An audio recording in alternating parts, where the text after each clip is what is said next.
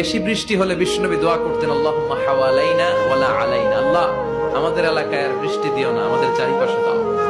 এই দোয়াগুলো পড়ার দরকার আছে না নাই? আল্লাহ যা বৃষ্টি দিবে এটা যেন আমাদের কল্যাণ হয়, আমরা পড়ি আমিন। বৃষ্টি ও রহমত, ঠিক কিনা? বৃষ্টি পাঠায় কে? বৃষ্টির মালিক কে?